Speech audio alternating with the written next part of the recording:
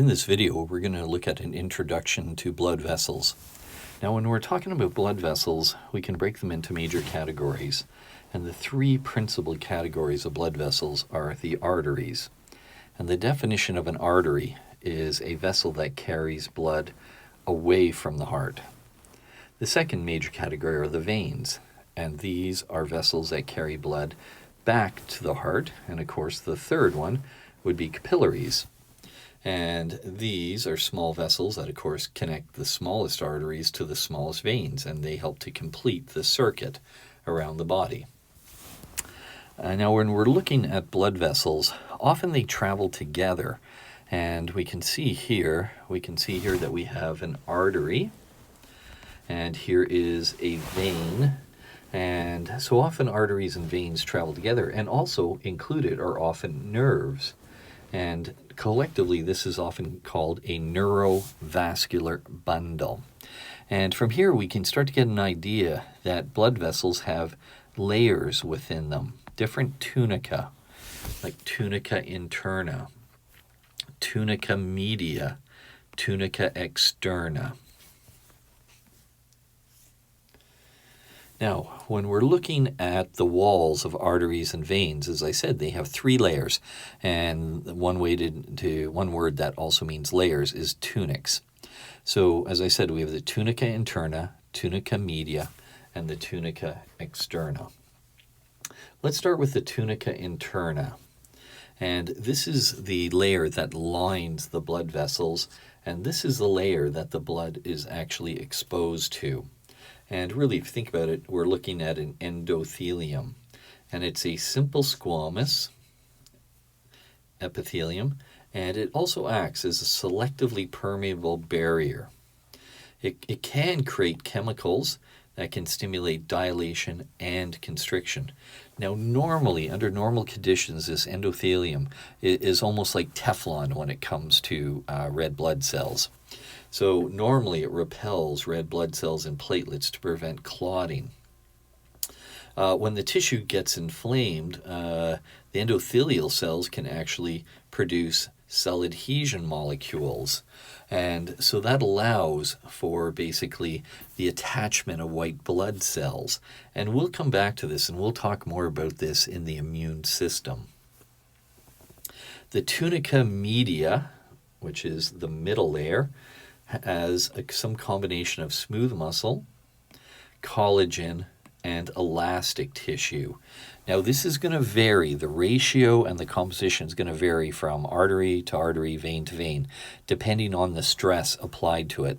Not surprisingly, that the blood vessels near the heart, where there's massive, very big forces and very small forces because of the pulsate nature of blood leaving the heart, will have to have a lot of elastic tissue, a lot of collagen to make sure it doesn't rupture. And all of three of these, the muscle, the collagen, and elastic, helps to strengthen the vessel and prevents it from rupturing. Now, of course, one of the reasons that we have the smooth muscle is to allow changes in blood vessel diameter, which is a very powerful way to control blood flow by controlling or changing resistance to blood flow. The outermost layer is the tunica externa, sometimes known as the aventiva, and it's the outermost layer.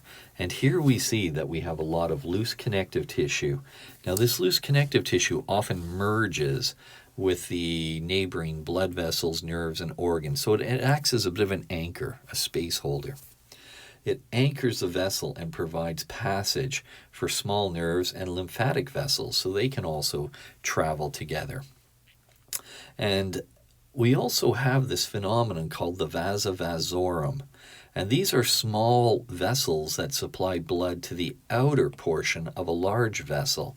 So some of these blood vessels are so big, the walls are so thick, that they actually need their own little blood vessels to help supply them.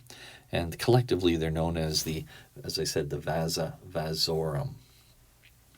We can see sort of a representation that we have large veins, medium-sized veins, and smaller veins, which we call venules. We can have large arteries, and sometimes they're called conducting. We can have medium-sized arteries. Sometimes they can also be called distributing. And we have the arterioles. And as you look here, you notice that the common thing is we have three major layers. We have the tunica interna, we have the tunica media, and we have the tunica externa. And we see that both in the arteries, veins, and even as we go from large vessels to smaller vessels, we'll see that that basic architecture of three layers remains the same. Now, what's the difference? The difference is how much of each material is in each layer. Here you can see, a lot of smooth muscle, right? Maybe a bit less smooth muscle here, etc. Now, arteries are classified by size. Now, often they're also called resistant vessels because remember that blood flowing through a tube will experience resistance as it travels. The largest arteries, also known as conducting ones or elastic arteries, they're the biggest ones, and some examples would be things such as the aorta, the common carotid, the subclavian, the pulmonary trunk, the common iliac. The internal elastic lamina at the border between the interna and the media is often common. And there we also see an elastic lamina at the border between the media and the interna. Now, why do we have some of these extra features or why they designed the way they are?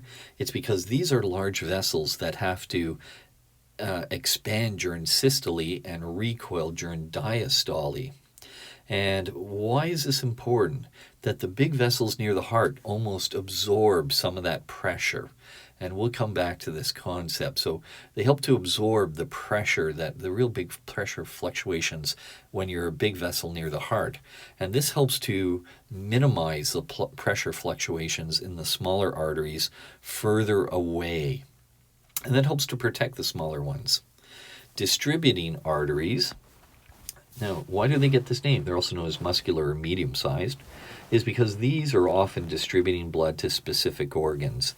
And not surprisingly, when we look at their names, we'll see like brachial for arm, femoral for the femur area, renal, splenic. And here the smooth muscle makes up about 3/4 of the wall thickness.